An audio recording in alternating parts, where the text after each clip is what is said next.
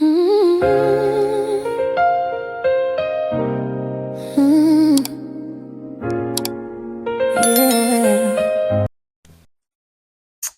bonjour tout le monde, j'espère que vous allez bien et que vous commencez une bonne année 2026.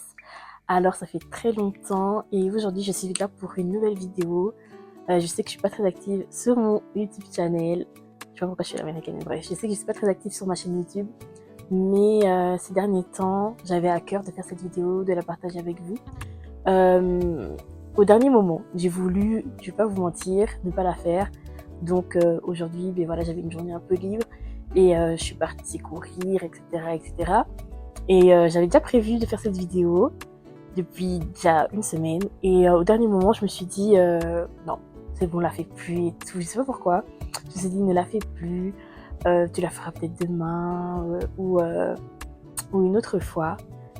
Mais pendant ce moment où je me disais que ouais non, je vais plus la faire, il y a aussi ce moment où dans mon cœur j'avais ce voilà qui me disait en fait tu as eu ce projet à cœur depuis longtemps, enfin cette vidéo à faire à cœur depuis longtemps.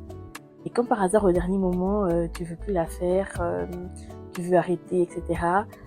Et je me suis dit non, il y a un truc qui cloche, il y a un truc qui cloche. Ça veut dire que si j'ai cette envie de ne plus le faire alors que c'est au dernier moment que je n'ai plus envie de la faire, il y a un truc qui cloche.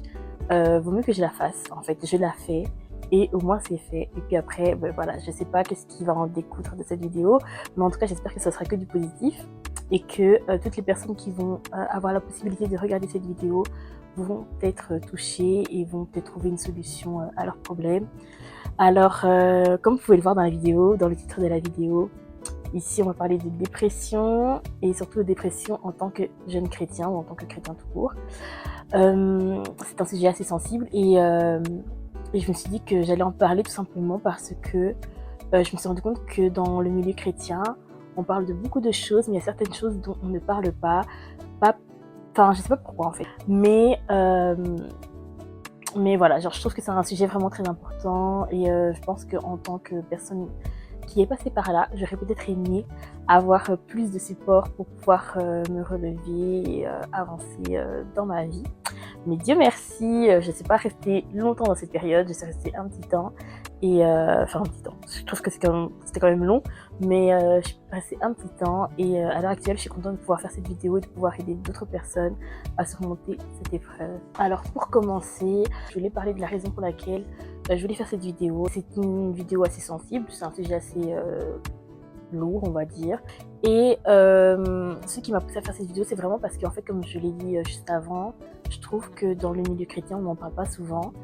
Et j'ai l'impression aussi que c'est un peu secret. Donc quand on passe par cette période-là de nos vies, etc., on n'a pas envie d'en parler. Limite, on n'ose pas le dire parce que on veut pas que peut-être les personnes en face de nous nous voient un peu différemment. Ou peut-être on ne veut pas embêter en fait notre entourage, etc. Je me suis rendu compte de ça parce que moi-même j'ai réagi. Désolée, j'ai réagi comme ça.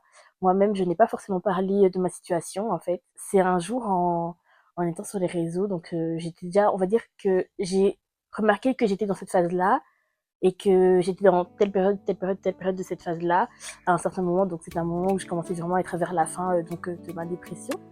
Et en étant sur les réseaux sociaux, je regardais mes stories comme ça, etc. Et je tombe sur la story d'une fille qui on se follow, qui parle de ce sujet-là à propos d'elle. Elle parle de ça et je me rends compte que en fait on a vécu la même chose, sauf qu'elle n'en a pas parlé, moi j'en ai pas parlé. Et qu'autour de nous, en fait, je me rends compte qu'il y en a plein qui vivent la même chose, mais personne ne parle. Et quand je dis plein, c'est forcément, pas forcément des chrétiens, voilà, mais vraiment plein de gens. Et qu'il y a quand même beaucoup de chrétiens, en fait, qui vivent ça aussi, et personne ne parle. Moi, quand j'étais dans cette phase-là, je me disais aussi, en fait, je suis jeune, je suis chrétienne, etc. Et j'ai l'impression d'être, on va dire, un peu à part, mais je ne sais pas s'il y a des personnes qui sont comme moi, etc. Donc je comprends pas trop, et je n'ose pas en parler, etc. Et donc, quand j'ai vu ça, je me suis dit, ah ouais, en fait, c'est un sujet un peu tabou, et les gens n'osent pas trop parler. Donc peut-être qu'un jour, quelqu'un osera parler. Et je me suis dit que moi, j'allais parler, en tout cas, j'allais raconter mon expérience, j'allais aider peut-être certaines personnes à passer cette étape-là ou cette phase-là, en vous donnant un peu quelques conseils. Et ce qui m'a permis en tout cas moi de pouvoir remonter à la surface, de pouvoir recommencer petit à petit à vivre, à espérer, etc. Et tout, parce qu'il faut savoir que là, ici, je suis devant vous. Et je pense même que par rapport à ça, parce que je parle de YouTube, etc., mais par rapport à ça, je ne pouvais pas filmer. Moi, aujourd'hui, je ne peux pas filmer si je ne suis pas bien. Et donc, ça fait genre peut-être 1 an ou 2 ans que j'ai pas trop filmé. Parce qu'en fait, j'étais pas bien tout simplement. Mais aujourd'hui, je me permets de filmer parce que je sais que je recommence à aller mieux, en fait. Je recommence à aimer tout ce que j'aimais avant, etc., etc. Et donc, c'est pour ça que je me suis dit, non, il faut en parler. En fait, c'est un sujet dont on doit parler. Et donc, j'avais envie de le partager avec vous. Alors, pour être un peu plus structuré, parce que j'ai pas envie que ce soit aussi une vidéo trop longue, sachant que moi, je parle beaucoup. Et en plus, je parle très vite. J'ai pas envie que ce soit trop long, trop redondant. Donc, je me suis dit que je vais noter d'abord tout ce que je dois vous dire, enfin noter en gros les titres de ce que je vais vous dire, et aussi faire par catégorie. Donc on va commencer par comment, on va dire, je me suis rendu compte que j'étais dans cette phase-là, ce qui m'a permis d'aller mieux, et maintenant, pas que je suis sortie de ça, mais maintenant, à l'heure actuelle, en tout cas, dans quelle situation je me trouve, et qu'est-ce que je fais pour avancer tout simplement. Alors pour commencer, donc faut savoir que pour ceux qui ne me connaissent pas, voilà, moi j'ai toujours grandi dans une famille chrétienne, etc. Moi, j'avais un peu des stéréotypes dans le sens où t'es chrétien, tu peux pas être dépressif. Et surtout aussi, je vais pas vous mentir en fait, en mode être noir et dépressif, ça allait pas en fait, ça matchait pas. C'était pas un truc que j'ai accepté dès le début, donc moi je me suis pas rendu compte que j'étais dans une phase de dépression.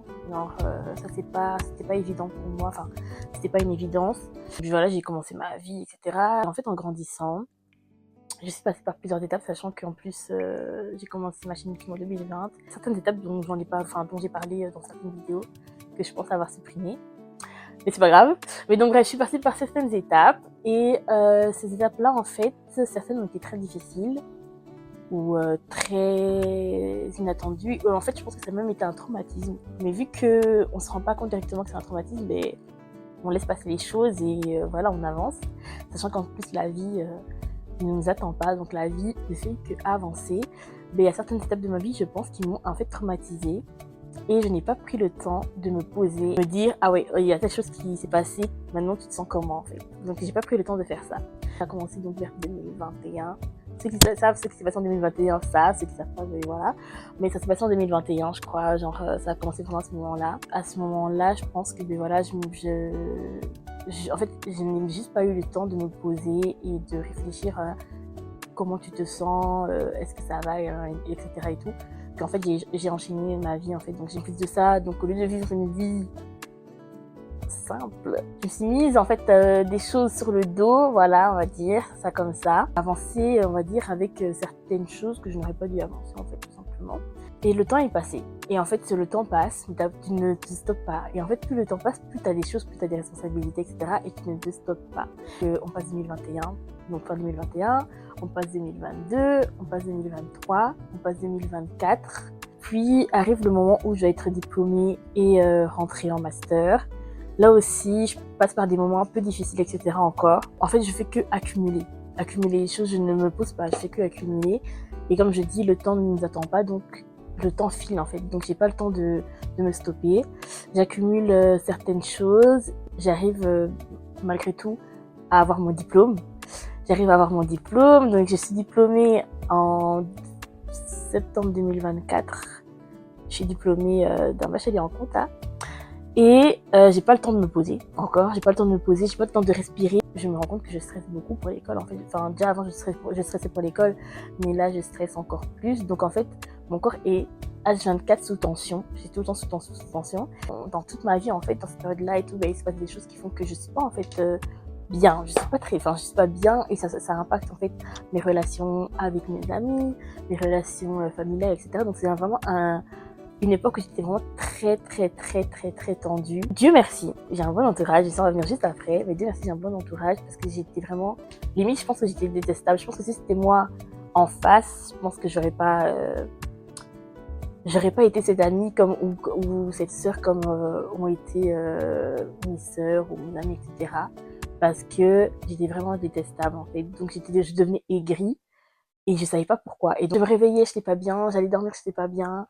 Et autour de moi ça n'allait pas, etc., etc. Et en fait j'avais l'impression d'être dans un truc que je comprenais pas. Donc je ne savais pas encore que c'était une phase de dépression, je comprenais pas ce qu'il y avait, etc. Mais je me disais voilà, c'est la vie. Et puis ma relation avec Dieu aussi, ça n'allait pas, etc. Donc, franchement, c'était vraiment le chaos. Quand je dis le chaos, c'était vraiment le chaos.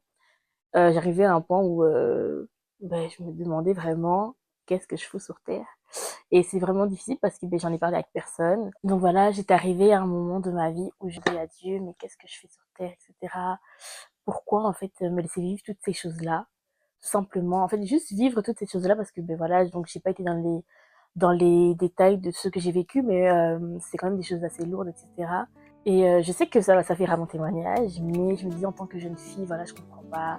Même à l'heure actuelle où je vous parle et tout, je comprends toujours pas. Hein, mais voilà, j'étais vraiment pas bien. Et donc, je me disais que voilà, ça valait mieux si j'étais plus vivante. Ce serait mieux si je n'étais pas là. En fait, je pense que tout le monde, ça n'impacterait pas tout le monde. Et donc, je me posais ces questions-là et tout. Donc, j'ai pensé au S, mais bien évidemment, en fait, c'était juste des pensées. Et je savais très bien que j'allais pas aller au bout des choses et tout. J'aime trop la vie. J'aime trop la vie, j'aime trop ma vie aussi au fond, donc je savais très bien que j'allais pas aller au bout. En fait, je dis ça, hein, mais j'en ai quand même parlé à une personne et c'était mon apôtre à l'époque. C'est la première personne, en tout cas, où j'ai osé dire les choses parce que elle vit pas en Belgique, elle vit aux États-Unis et elle venait d'arriver.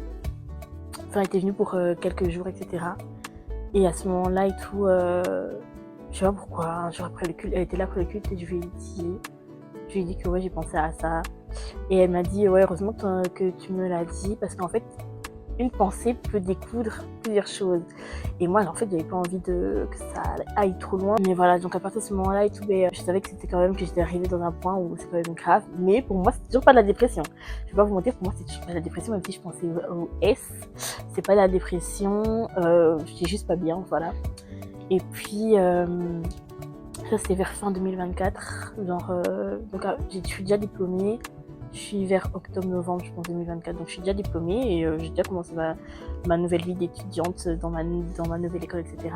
Je fais rien de spécial. Je suis pas bien. Je ne prie pas parce que j'ai pas la force de prier. Parce que pour moi et tout, je me dis, mais Dieu, en fait, ne m'entend pas. Parce que, je souffre trop, en fait. Je souffre trop, etc. Donc, j'ai pas la force de prier, je mens pas. La seule chose, je pense, qui m'a même retenue, ou qui m'a fait même fait garder une connexion avec Dieu, c'est le fait que je sois dans la chorale, en fait. Vu que je suis chantre et que, en fait, chez nous, le lead se fait par tour. Donc, dans tous les cas, une fois par mois, je suis obligée de leader, ou une fois tous les 10 ans, je suis obligée de leader. Et quand tu leads, je vais pas arriver débarquer comme ça et donner quelque chose ou faire l'intercession comme ça. En fait, il faut vraiment que je sois quand même connectée à Dieu, etc. Et je vais pas vous mentir, de vous à moi, il y a des jours où j'allais et devant et en fait je n'avais rien à dire en fait. En fait c'était de l'automatisme, donc je chantais, je disais ce que j'avais sur le cœur, je guidais en tout cas la prière, etc.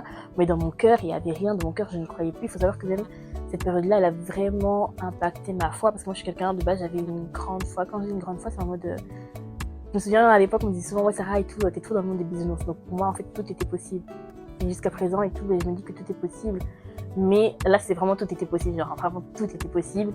Et en fait, j'ai toujours eu pendant cette période-là, j'ai toujours eu cette image où je me voyais, en fait, donc il y a une barque qui est à l'eau. Et en fait, moi, je suis tombée dans l'eau. Et j'essaye de remonter à la surface, mais j'y arrive pas. En fait, la surface, elle est loin, elle est loin, elle est loin. Et aussi, surtout, une autre image où c'est un verre d'eau. Et en fait, le verre d'eau, donc l'eau, c'était ma foi. Mais en fait, tellement j'ai été, on va dire, impactée, ma foi, là, c'était vraiment devenu un petit rat. Comme on dit chez nous, on dit, quand c'est un petit verre de quelque chose, on dit un petit rat. Donc c'est vraiment un petit rat. C'était vraiment devenu un petit rat. Et je me disais, mais en fait, moi, là, ma foi, genre, Seigneur, si tu m'aides pas, en fait, là, je pense que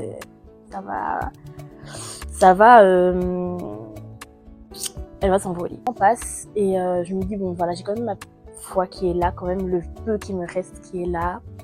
Et je me dis, je vais faire avec ça ma vie, enfin, je vais continuer dans ça et tout. Je sais pas comment faire, parce que moi, je suis quelqu'un, on va dire, je sais pas comment expliquer ça, en fait. Je sais pas comment expliquer ça, mais en gros, oui, je m'attache à mes prières, en gros. Donc, pour moi, par exemple, imaginons, je me dis que je prie pour telle chose. Si ça se passe pas comme je voulais, moi, en fait, après, je suis en colère. Après, je suis en colère contre Dieu. Et en fait, là, même ça, j'étais fatiguée, sur votre Seigneur et tout. Moi, je veux plus être comme ça, en fait, commencer de prier et tout, à chaque fois qu'il se passe un truc et tout, t'es fâché, etc. Non, je peux plus. Donc, il faut que faut que j'arrive à me détacher, je sais pas de Dieu, mais il faut que j'arrive à me détacher, en fait, des circonstances. Et je sais pas si j'ai fait une bonne chose, mais pour moi, en tout cas, moi, je pense que ça m'a permis de recommencer sur un bon truc. Je me suis détachée, en fait, de l'espoir, de l'espérance. L'espérance, c'est important en tant que chrétien, c'est vraiment très important, etc. Mais moi, j'ai eu besoin de ne plus espérer. J'ai eu besoin, en fait, de ne plus espérer, parce qu'en fait, moi, j'espérais trop, en mode, je sais pas si c'est mal, hein, je sais pas, moi, je parle comme ça, mais j'espérais trop en mode comme si c'était, ben, le monde des bisounours, en fait. Et en fait, j'ai souvent eu mal à cause de ça. Et donc, je me suis dit qu'il fallait que je me calme, que j'arrête d'espérer comme ça. Il faut que je trouve un moyen d'espérer, mais sans être trop dans le spectaculaire. Je sais pas comment expliquer ça, mais voilà, dans le spectaculaire, on va dire ça comme ça. Et donc, j'ai commencé ma fin d'année 2024 comme ça, à me détacher un petit peu. Et moi, ça m'a fait du bien. Certains m'ont dit que ouais, non, Sarah, il faut pas que tu fasses comme ça, etc. Mais moi, ça m'a fait du bien. Ça m'a fait vraiment du bien de me détacher comme ça. Mais je pense que c'était pas assez. Et donc vient l'année 2025. Et en 2025, je commence l'année avec mes examens, comme d'habitude. Et puis, je pars en voyage. Et mon voyage se passe très très bien. J'étais avec une copine, etc. Ça s'est passé très très bien. Et puis quand on revient en Belgique, il se passe rien de dingue, hein. Rien de dingue. Et franchement, quand on y réfléchit, c'est rien de dingue, mais ça a été le déclic de tout. En gros, je m'embrouille avec une copine. Mais en fait, c'est une bête embrouille. Sauf que moi, cette embrouille-là m'a mise dans le mal. Du fait que j'ai quitté l'école, donc j'avais la voiture, je pense. Je suis rentrée chez moi. Je suis montée en haut, dans la chambre, j'ai pleuré. J'étais vraiment pas bien. Et d'un instant à un autre, en fait, j'ai décidé de tout quitter parce que je me sentais pas bien. J'ai décidé de tout quitter, les réseaux Instagram, TikTok, Snapchat, bref, tous les réseaux, on va dire que j'utilisais de base parce que j'avais encore Twitter et Facebook. Donc j'ai décidé de tout quitter. Et en décidant de tout quitter, j'étais vraiment pas bien. Donc voilà. Et en fait, je vais sur Twitter et je mets un tweet du style oui, je pense que ça aurait été mieux si je n'étais pas là et tout. Je pense que les gens, bref, voilà, encore dans mes mauvaises pensées, etc. Donc je tweet et je ferme mon téléphone et je vais dormir. Donc, en fermant mon téléphone et en allant dormir, je me dis, voilà, je vais passer à autre chose, etc. Ça va passer, etc. Mais je me sentais vraiment pas bien. Malheureusement, c'est pas passé. Je me suis réveillée, j'étais toujours pas bien. Mais en me réveillant, je me rends compte qu'en fait, j'ai plein de messages, plein d'appels, mais pas de plusieurs personnes, de 3 personnes précisément, voire 4. Il y a mes sœurs déjà, enfin beaucoup de personnes, et il y a 3 copines.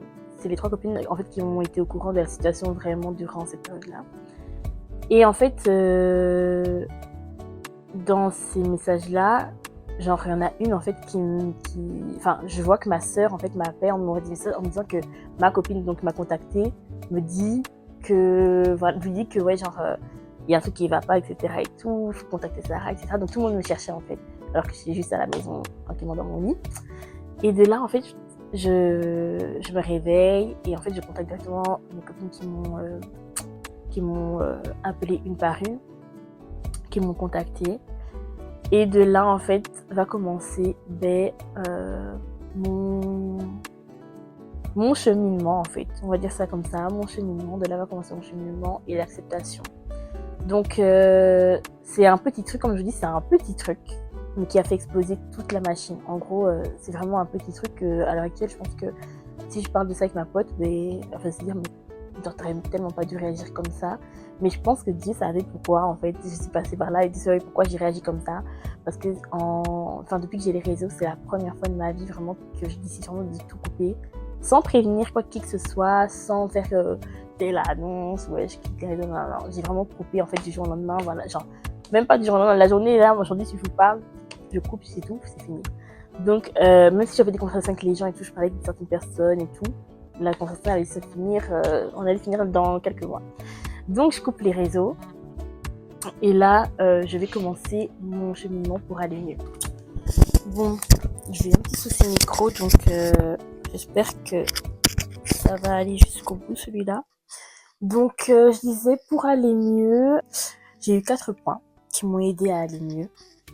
Alors, comme je vous ai dit, j'ai vu l'entourage, donc j'ai eu la grâce d'avoir des bonnes personnes à mes côtés, autour de moi, qui m'ont parlé, qui m'ont donné des conseils, qui m'ont soutenue et qui ont été surtout à l'écoute parce que je pense que c'est ça dont les personnes ont besoin, en tout cas d'être écoutées. Donc mon entourage a permis en tout cas à ce que je me relève quand même. Il y a eu mes amis, il y a eu mes frères et sœurs, il y a eu ma famille chrétienne, etc. Donc ça a été vraiment un point important. Ensuite, il y a eu la prière. Donc comme je vous ai dit, je pense que je n'étais pas forcément apte à prier. Je sais que normalement dans les moments difficiles, on devrait justement prier, etc. Mais j'avais pas forcément envie. Mais par la grâce de Dieu, j'avais des personnes en tout cas autour de moi qui priaient pour moi. Ensuite, il y a eu un gros break, donc j'ai eu besoin vraiment d'une pause et je pense que ça c'est Dieu qui m'a accordé. J'ai fait une entorse au genou. Ça m'a permis d'être un peu en pause, d'être à la maison, de ne rien pouvoir faire parce que je suis à la maison donc je ne peux pas aller en cours, je peux pas travailler. J'étais juste à la maison et ça m'a vraiment fait du bien parce que ça m'a permis en fait de me ressourcer, de me retrouver et de mettre des points sur les i avec certaines choses dans ma vie. Ensuite, il y a eu l'acceptation. Donc ça s'est passé vraiment fin 2025. Donc comme vous pouvez voir, ça a duré quand même longtemps cette phase-là de dépression. Et je l'ai accepté seulement en fin 2025. Donc en gros, ça s'est passé comment? En gros, donc j'étais revenue sur des réseaux. Donc je sais pas si je l'ai dit, mais j'avais coupé les réseaux pendant 6 mois, plus ou moins, presque 1 an. Et là, j'ai été donc de retour sur les réseaux, parce que ça n'allait plus pas mieux en fait. Donc déjà en septembre, ça n'allait pas mieux. Et à un moment donné, je suis pas bien en fait. On est vers novembre. Je suis pas bien. Et je pleure, etc. dans ma chambre. Et je sais pas pourquoi, dans mon cœur, j'ai cette envie d'appeler une petite sœur. Et j'appelle cette petite sœur. Et là, je lui explique que voilà, je suis pas bien, etc. Et puis là, et tout, genre, elle me dispute. Elle me dit oui. T'aurais pas dû revenir sur les réseaux et tout. T'étais pas prête et tout. Regarde et tout. Genre là et tout, t'acceptais pas en fait ce qui se passe et tout. Ça reste en dépression et tout. Genre, t'aurais vraiment pas dû revenir, etc. Et en fait, bref, le fait qu'elle me dispute comme ça et tout, je me suis dit, non, franchement, il y a un truc, tu vois. Et je sais pas pourquoi, à ce moment-là, j'ai accepté le fait que j'étais en dépression. Et j'ai l'impression que l'acceptation a mis une fin, en fait, une conclusion à cette période-là de ma vie, à cette phase-là. Et ça m'a permis, en fait, d'aller mieux. Et en fait, pour accompagner, en fait, cette acceptation, j'avais envie de vous donner un verset qui est Proverbe 18, verset 21, qui dit que la mort et la vie sont au pouvoir de la langue. Parce qu'en fait, en gros, j'ai l'impression que on a souvent peur d'accepter les choses, de dire tout, que oui, je suis comme ça, oui, non, je dis tout, pour pas que ces choses-là prennent le dessus sur nos vies. Alors que j'ai l'impression aussi que c'est à partir du moment où on acceptera qu'on est dans telle situation, qu'en fait, on aura le dessus et le pouvoir, on va dire, sur ces choses-là. Et moi, j'ai l'impression en tout cas que pour moi, dans mon cas, ça s'est passé comme ça. Donc à partir du moment où j'ai accepté que oui, en fait, là, t'es en dépression, genre une vraie dépression, comme t'entends, etc. Et ben, c'est à partir de ce moment-là, en fait, que j'ai commencé à aligner parce que depuis, je me sens, enfin, depuis, en tout cas, j'avais très bien, je me sens mieux, etc. Et j'ai l'impression que c'est derrière moi. Donc, je pense que ça a été vraiment une bonne chose d'accepter, en fait, cette phase-là de ma vie. Et ouais, donc c'est vraiment je pense, une étape à franchir. Je pense pour aller mieux, il faut accepter. Même si on sait qu'il faut très faire attention à ce qu'on dit avec notre bouche, avec notre langue, tout en tant que chrétien. Et pour finir cette vidéo là, c'est chaud. Là, je suis bien combattue là pour finir la vidéo, donc j'espère qu'on va bien finir. Je vais vite la finir. Mais ouais, donc comme je disais, il faut faire vraiment attention à ce qu'on dit en tant que chrétien, en tant que croyant et tout, parce que comme je viens de vous le dire, la vie et la mort sont au pouvoir de la langue et bien évidemment on ne veut pas accepter tout et n'importe quoi, mais je pense que pour certaines choses, voilà, il faut vraiment mettre les mots sur les mots et accepter dans quelle situation on se trouve pour pouvoir avancer.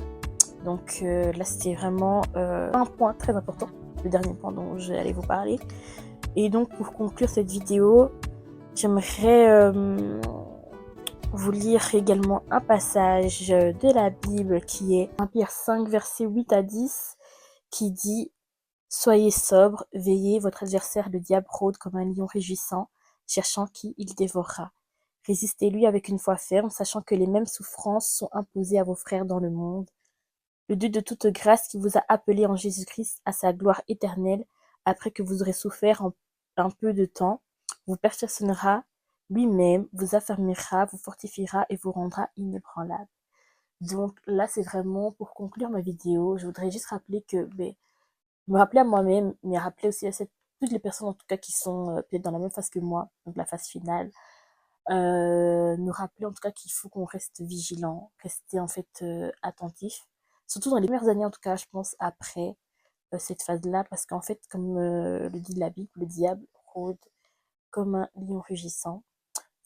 En fait, il cherche qui il veut dévorer en fait, voilà.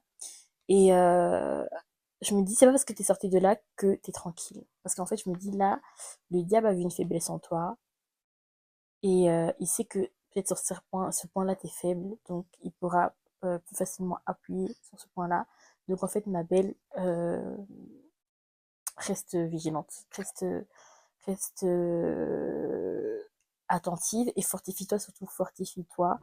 Parce que si tu te fortifies en tout cas, tu seras plus forte et plus apte en tout cas à affronter les prochaines étapes de ta vie. Et je pense qu'ainsi le diable ne t'aura pas. C'est vraiment un conseil et une conclusion que je dois appliquer moi-même et que je donne à toute personne en tout cas qui est passée par cette phase-là.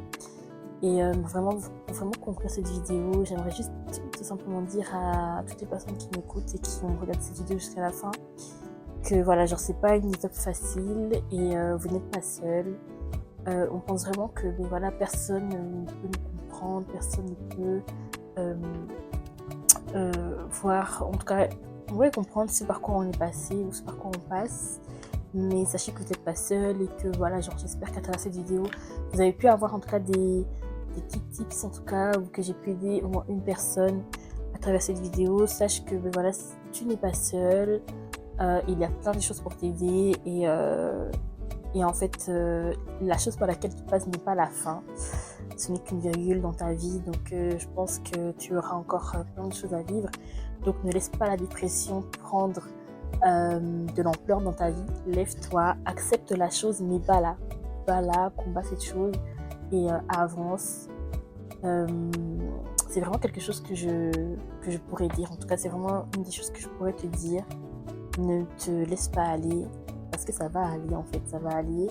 Tu verras que voilà, ce n'est qu'une phase dans ta vie. Et surtout si tu es jeune, parce qu'en fait moi-même je suis jeune. Et je me rends compte que des fois, en fait, on est là, on se presse pour rien. Mais quand tu regardes une vie, toute une vie, par exemple moi j'ai 25 ans. 25 ans sur toute une vie, c'est quoi? Et en fait, il y a une influenceuse que je suis qui avait partagé un truc un jour qui disait que, parce qu'elle avait eu 30 ans, et elle disait, en fait, je suis encore jeune, quand elle a eu ses 30 ans, elle avait peur un peu si elle allait vieille, etc. Mais elle a dit que, imaginons je meurs demain, à 30 ans, on va pas dire elle est morte vieille, on va dire elle est morte jeune. Ça veut dire qu'en fait, on est encore jeune, donc ne pense pas que ce que tu es en train de vivre, c'est la finalité, en fait. Parce que sur toute une vie, par exemple, 20 ans, c'est rien.